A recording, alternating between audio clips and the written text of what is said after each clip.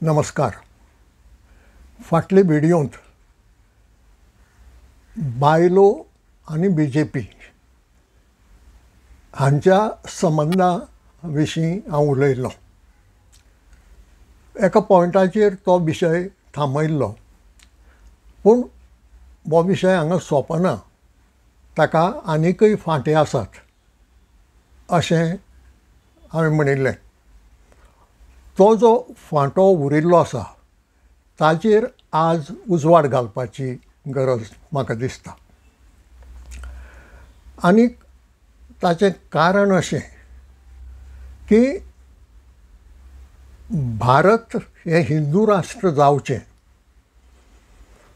असो प्रयत्न सगळो संघ परिवार करता.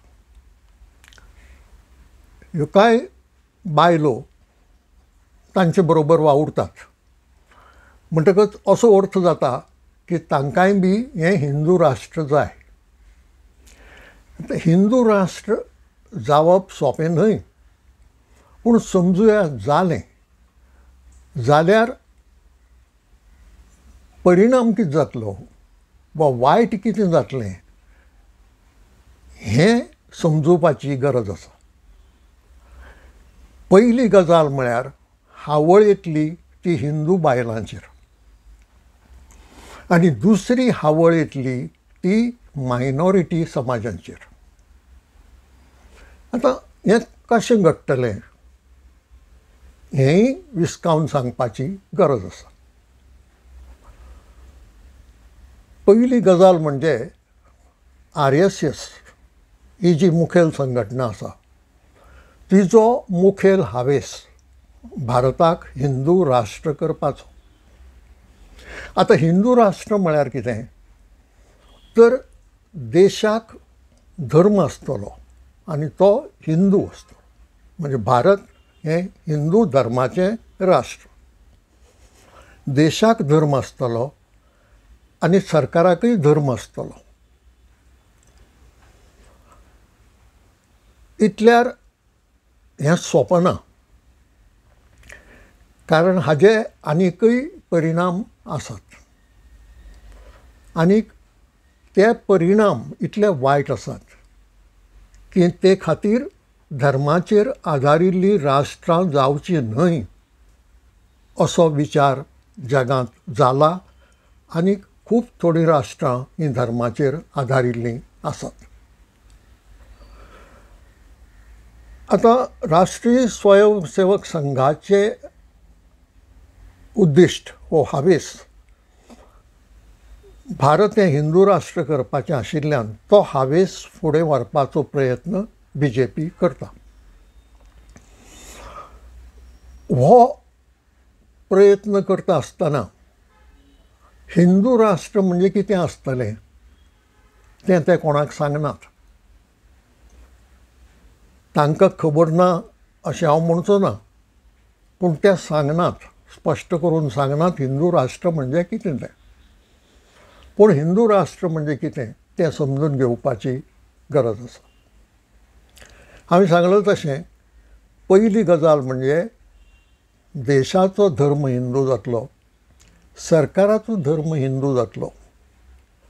मागीर हिंदू धर्माचो मनीस हो पयली दर्जाचो नागरीक जातलो आनी हेर धर्माचे लोक हे सकयली दर्जाचे नागरीक जातले.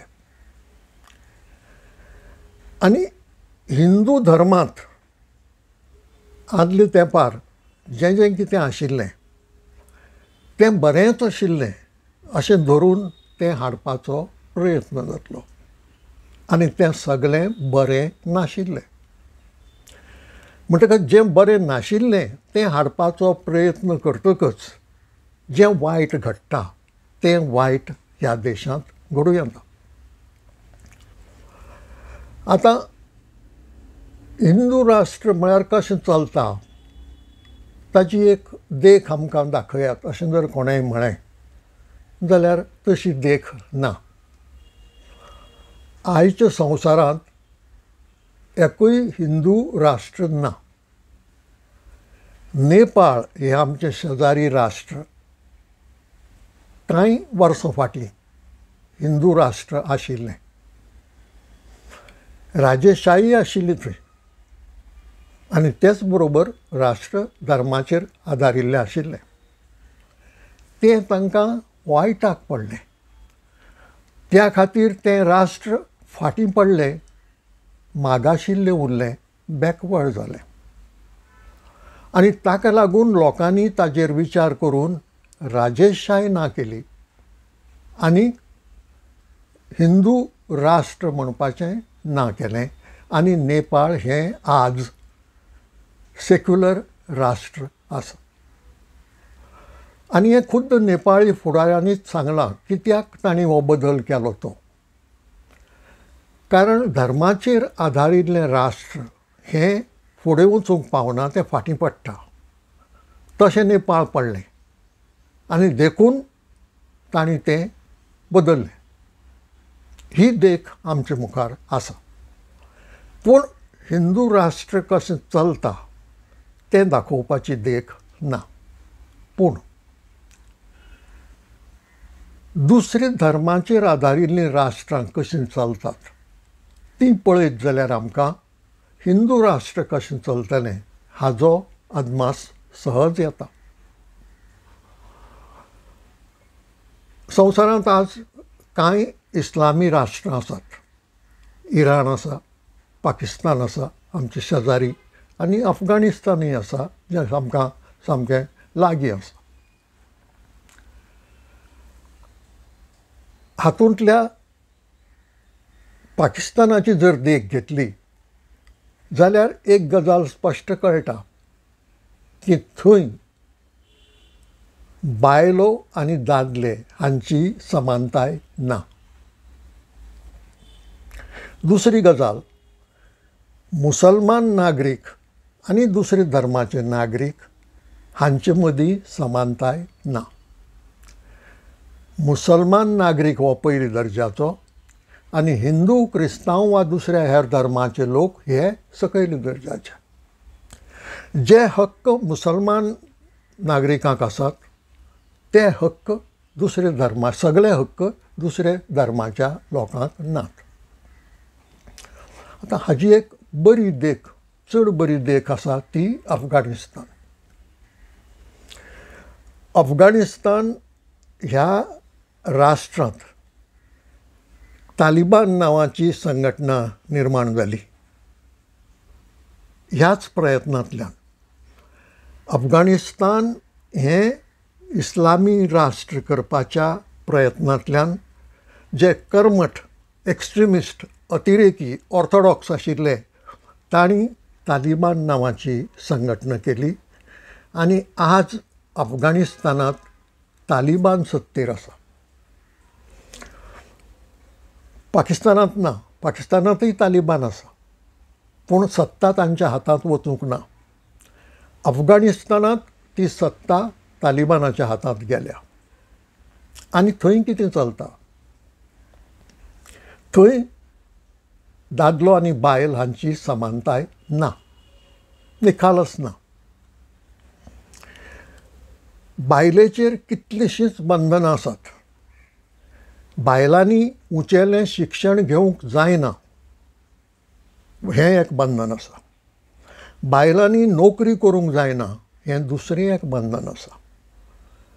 आनीकय कितलींशीं बंधनां आसात. बुरखो घालूंक जाय, आनी कितें करूंक जाय, अमूक तरेन न्हेसूंक जाय, अमूक तरेन केंस दवरूंक जाय, अमूक तरेन अमूक करूंक जाय. हीं सगळीं बंधनां बायलांचेर आसात. म्हणजे एका वाक्यान सांगपाचें जाल्यार तांचे नदरेन बायल ही दादल्याक समान न्हय, ती दादल्याची दासी. दादल्यांक जाय तें बायलांनी करपाचें, दादल्यांक नाका तें करपाक तांचेर बंदी आसा. म्हणटकीर हें अफगाणिस्तान जर दोळे मुखार दवरलें जाल्यार आमकां हिंदू राष्ट्रांत कितें घडूं येता वा घडटलें हाचो अदमास खूब सोंपेपणान येता. आतां आमी जाणात की ज्यो शक्ती वा ज्यो संघटना भारताक हिंदू राष्ट्र करूंक सोदतात त्यो सगल्योच ह्याका पावंड्यार नात. कांय जहाल आसात, एक्स्ट्रिमिस्ट आसात, कांय मातशे मोवाळ आसात. हावेस एकूच, पूण हावेस एक आसलो तरी एकलो सवका या म्हणटा, लोकशायेच्या मार्गान या म्हणटा, जाल्यार दुसरो कितेंय करपाक तयार आसा. तो हिंस करपाक तयार आसा, तो लोकांक मारून उडोवपाक तयार आसा, तो कितेंय करपाक तयार आसा. असल्योय संघटना आसात. ह्यो अमक्यो संघटना म्हणून कळपाक हांव तांकां एक नांव दितां, भालिबान. इस्लामी राष्ट्रांतलें पळय जें तालिबान आसा तेच मानसिकतेचें हें भालिबान जातलें. आज ताका भालिबान हें नांव ना.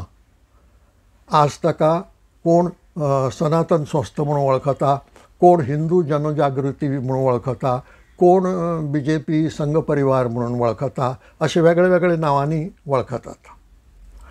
पूण हातूंतल्यान एक जो अतिरेकी ऑर्थोडॉक्स कर्मठ गट एकठांय येतलो ताका आजूच नांव भालिबान दिवया.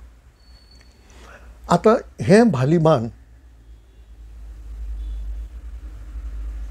आयच्या सेक्युलर राष्ट्रांत व्हडलेंशें कांय करूंक पावना. पूण फाल्यां जर भारत हिंदू राष्ट्र जालें जाल्यार तांकां म्हत्व येतलें.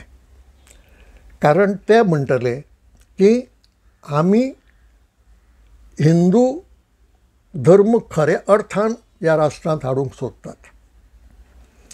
तुमी फक्त हिंदू धर्माचें राष्ट्र केलां, पूण हिंदू धर्मांतलें जें कितें फाटलें आसा वा शास्त्रांनी सांगिल्लें आसा तें सगळें आमकां हाडिल्लें जाय. आनीक हें भालिबान अशे रितीन फुडें वचून जर ताज्या हातांत सत्त गेली, जशी अफगाणिस्तानांत तालिबाना कडेन गेल्या, तशी जर भालिबाना कडेन गेली जाल्यार भालिबान कितें करतलें?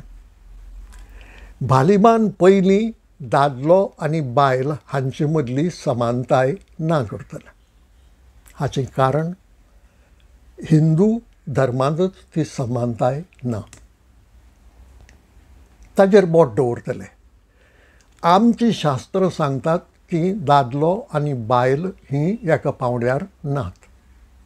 बायलेचो पावंडो सदांच सकयल. आपल्याक गरज पडटा थंय धर्मशास्त्राचेर बोट दवरतले. आपल्याक योग्य दिसता थंय फाटल्या चाली रितींचेर बोट दवरतले. आपल्याक जाय तेन्ना फाटल्या परंपरांचेर बोट दवरतले. जाय तेन्ना मनुस्मृती वयर काडटले, जाय तेन्ना धर्मशास्त्र वयर काडटले. आनी अशी रितीन हिंदू धर्मांतलें जें जें कितें कर्मठ आसा, ऑर्थोडॉक्स आसा, वायट आसा, अतिरेकी आसा, तें सगळें हाडपाचो प्रयत्न करतले. आनीक थंय त्रास दादल्यांक भोवतेक जावचो ना. भोव करून दादल्यांक त्रास जावचो ना, कित्याक हें करपी दादलेच आसतात. त्रास आनी ताजे परिणाम जे भोगचे पडटले ते अस्तुरी समाजाक, ते हिंदू बायलांक. आनी हे त्रास कसले? पयली गजाल म्हणजे जी समानताय आमच्या कॉन्स्टिट्युशनान गॅरंटीड केल्या बायलां खातीर, ती समानताय ना जातली. भालिबान हिंदू बायलेक खंय बसयतलो? तो मनुस्मृतीक बोट दाखयतलो. फाटले खेपे हांवें सांगलां तें. मनुस्मृतीन कसो जातींची निसण केल्या आनी त्या निसणीचेर शुद्रा परस सकल बायलेक दवरल्या. हाचेर भालिबान बोट दवरतलो आनी सांगतलो की पळय बायलेचें स्थान हें. मागीर मनुस्मृती सांगता की ज्या बायलेचो घोव भायर पडला तिज्यान परत लग्न जावं नजो. हें सांगतले, कित्याक ही परंपरा हिंदू धर्मांत मनुस्मृतीन सांगिल्ली आसा आनी ती हाजे पयलीं चलताली बी. मागीर विधवेन कशें वागचें हाजेरय निर्बंध आसात. म्हाका उगडास जाता म्हज्या आवयची आवय आजी, हांव भुरगेपणा पासून पळयतालो ती बोडकी आशिल्ली आनीक अशें लोळकेशें तांबडें वस्त्र न्हेसताली आनीक माथ्या वयल्यान तें माती लिपोवपाक माथ्या वयल्यान पदर घेताली. भुरगेपणा पासून तिच्या मरणा पर्यंत हांवें तिका पळयली ती तशी. हाचें कारण कितें तर विधवेन बोडकी जावपाक जाय. पयलीं सती आशिल्ली, जीवच दिवन उडोवपाचो घोवा बरोबर. घोव ना जाल्यार तिका आनीक अस्तित्वच ना, तिका एक्झिस्टन्स ना, तेजी एक्झिस्टन्साक अर्थ ना, हें आशिल्लें. ती सतीची प्रथा बंद जाली आनी मागीर ही विधवा कशे रितीन तिणें न्हेसचें कशें, तिणें केंस माथ्यार दवरूंक जायनात, तिणें अमकेंच करूंक जायना, तिणें अमक्याच कार्यक्रमाक वचूंक जायना, तिणें आपलें थंय तोंड दाखोवंक जायना, अशे तरेची बंधनां ही हिंदू समाजांत आशिल्लीं, अजुनूय कांय प्रमाणांत चलतात.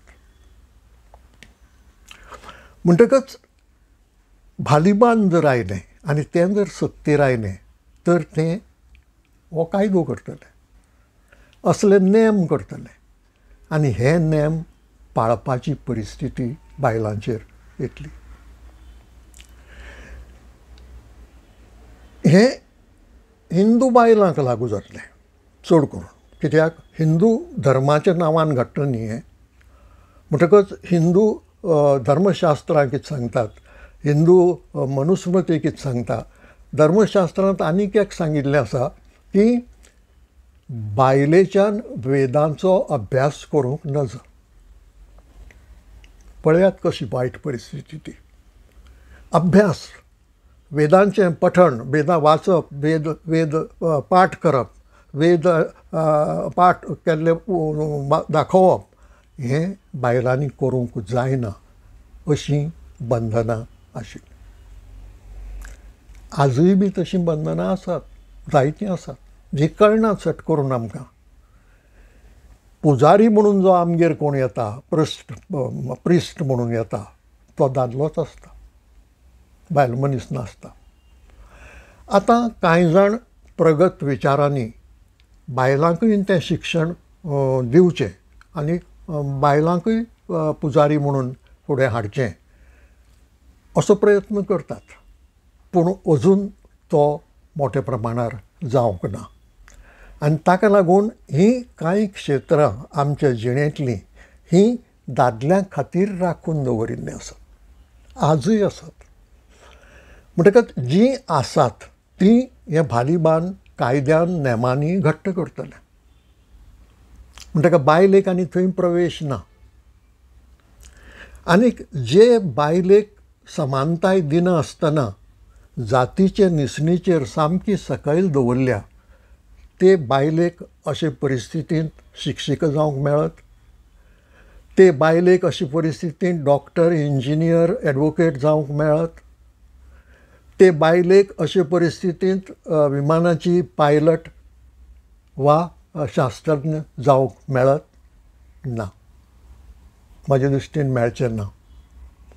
कारण तांची बुन्यादूच अशी विचाराची की ही सकयल्या दर्जाची प्राणी. म्हणजे जे दादलो करता तें तिणें करूंक जायना, तें दादल्याचेंच क्षेत्र, ताजी मोनोपॉली, ताजी मक्तेदारी. आनी म्हणून बायलेन थंय येवंक फावना. ही विचारसरणी, ही मेंटेलिटी, ही जी मेंटेलिटी तालिबानाची आसा तीच फाल्यां भालीबानाची जातली. म्हणटकच हिंदू बायलांनी, हिंदू उस्तुऱ्यांनी वा चलयांनी हाचो विचार करपाची गरज आसा. तीं कोणाक दूद दितात, तीं सोरपाक दूद पिवयतात, जो सोरोप फाल्यां तांकां चाबून वीख घालून मारपाचोच. पूण तांकां ताजी वळख ना, कारण ही वळख ते स्वताक आपली आपूण कोण तें सांगनात, ते वेगळे रूप घेवन आयल्यात. हिंदी सिनेमांनी एक सुंदर चली मागीर नागीन जाता, मदींच सुंदर चली जाता, तसलो व्यापार हो. भितरल्यान वीख ओंकपी नाग, पूण भायल्यान दाखोवपाक ते सामके रामाचे भक्त.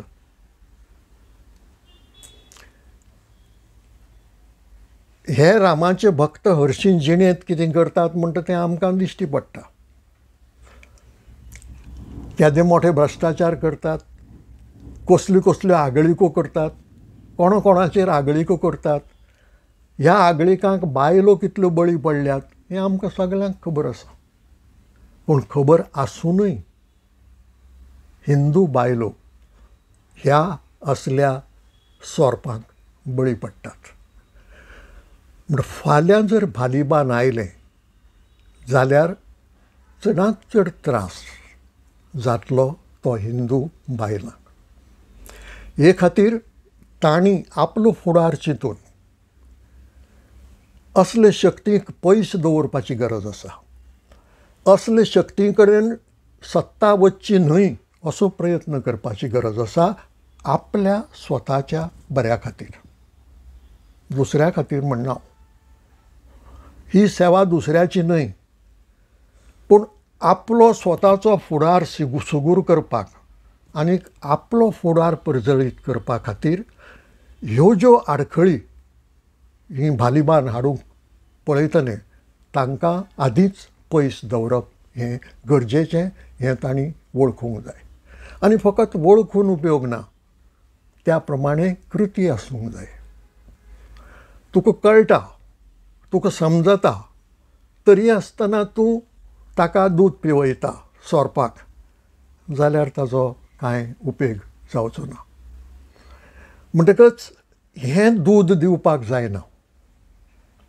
आनी हें दूद दिवप ना म्हणजे तांकां पयस दवरप, तांकां सत्तेर येवंक दिवप ना, तांकां कसलो आदार करप ना, तांकां पालव दिवप ना, तांकां तेंको दिवप ना. हें हिंदू बायलांनी आपलो फुडार चिंतून करपाची गरज आसा. आनी मागीर दुसरो परिणाम जातलो तो अल्पसंख्यक समाजाचेर. गोंयचो विचार करीत जाल्यार असले दोन समाज आसात, एक क्रिस्तांव समाज आनी मुसलमान समाज. भारत देशांत आनीकूय आसात, गोंय भायल्या आमच्या वाठारांनी आनीकूय आसात. पूण ह्या समाजाच्या लोकांनी हें चिंतूंक जाय की आज BJPक मत दिवप वा BJPक सत्त दिवप म्हणजे RSSक घट्ट करप. RSSक घट्ट करप म्हणजे भालीबान येवपाक मदत करप. आनी भालीबान आयलें जाल्यार ह्या अल्पसंख्य समाजाक, मायनॉरिटीक सकयल पावण्यार देंवयतले, सकयल दर्जाचे नागरीक करतले, हे विशीं दुबाव धरपाची गरज ना. हें संवसारांत घडलां आनी घडटा. आनी जंय जंय राष्ट्र खंयच्याय एका धर्माचेर आदारिल्लें आसा आनी त्या देशाचो तो धर्म आसा, तेन्ना खात्रीन तो धर्म वयर उरता, बाकीचे धर्म सकयल पडटा. आमच्या देशांत आसा तें ना, कारण आमी सेक्युलर. आमचें कॉन्स्टिट्यूशन सेक्युलरिजमाचेर जो भर दिता ताचें कारण हें की हांगा खंयचोच नागरीक उंचेल्या दर्जाचो आनी दुसरो एकलो सकयल्या दर्जाचो अशें ना. आनी हेंच दादले बायलो जावं खंयच्याय धर्माचो मनीस हांकांय लागू जाता. म्हणटकच गोंयचे पुरतो विचार करीत जाल्यार गोंयांत जो क्रिस्तांव समाज आसा आनी मुसलमान समाज आसा, ताणें हें फुडलें संकश्ट नदरे मुखार दवरपाची गरज आसा. आनी हांव कित्याक सांगतां, जे लोक काँग्रेसीचे तिकेटीचेर वेंचून येवन माकडा भशेन उडी मारून BJPंत गेल्यात, ते प्रचाराक भायर सरपाची शक्यताय न्ही, भायर सरल्यात ते. आनी ते भायर सरून लोकांक सांगपाची शक्यताय आसा की ना, तुमी बी आतां BJPच्या उमेदवाराक मतां घालात. हे विश्वासघातकी लोक. तांचे मदीं हिंदू आसूं क्रिस्तांव आसूं, सगळे विश्वासघातकी. हांणी आपल्या पक्षाचो विश्वासघात केला आनी लोकांचो विश्वासघात केला. तुमकां अमक्याच पक्षाचे मनीस म्हणून लोकांनी वेंचून दिले आनी दिले ते 5 वर्सां खातीर दिले. अशें आसतना तुमी लोकांक फटयले. तुमी देवा मुखार सोपूत घेतलो आनी मागीर वागले ते देंवचाराची बुद्दीन. दुसरे खेपे तुमी देवा मुखार गेले ना. देवा मुखार सोपूत घेतलो पूण मागीर गेले ते देंवचारा बगले आनी देंवचाराक विचारलें, आमकां आमी केन्ना तें बरें दिसना, आतां अशें करीन दिसता, कितें करूं? देंवचार जाणा हे आपल्याच जातीचे लोक म्हणून, सोयऱ्यांतलेच म्हणून. देंवचारान सांगलें, तुमकां जाय तशें करात, कित्याक देंवचार जाणा आपल्याक जाय तें करतले म्हणून. म्हणटा हे देंवचाराचे सोयरे. ही देंवचाराची पिलावळ. हिजेर विश्वास दवरूंक जायना, अजिबात विश्वास दवरूंक जायना, कारण हे विश्वासघातकी लोक. पूण ताच्याय परस म्हत्वाचें म्हळ्यार क्रिस्तांव समाजांतलो मतदार आनी मुसलमान समाजांतलो मतदार आनी हिंदू समाजांतलो सेक्युलर मतदार हांणी हे खेपे खूब शिटूक साणेन वागपाची गरज आसा. जायते खेळ जातले. पयशांचो खेळ जातलो, भेश्टावपाचो खेळ जातलो, आनीक नवी नवी सपनां दाखोवपाचो खेळ जातलो, जायते खेळ जातले. पूण कितेंय जालें जाल्यार आपलो फुडार पयलीं चिंतचो पडटलो आनी तोच फुडार चिंतून मायनॉरिटींनी खंयच्याच परिस्थितींत BJPक मत दिवंक फावना. आनी अशें जर घडलें, हें शाणेपण जर गोंयांतल्या मायनॉरिटींनी आनी सेक्युलर हिंदूंनी दाखयलें जाल्यार BJP केंद्रांत सत्ते पसून पयस उरूं येता, पयस दवरपाक मदत जावं येता. आनी तशी जाली जाल्यार ह्या देशांत तालिबाना भशेन भालिबान येवपाची शक्यताय उरची ना आनी तशें घडपाची गरज आसा. आज इतलेंच. हे विचार तुमकां मानवले, पटले जाल्यार शेअर करात, लायक करात आनी सबस्क्रायब करूंक विसरूं नाकात.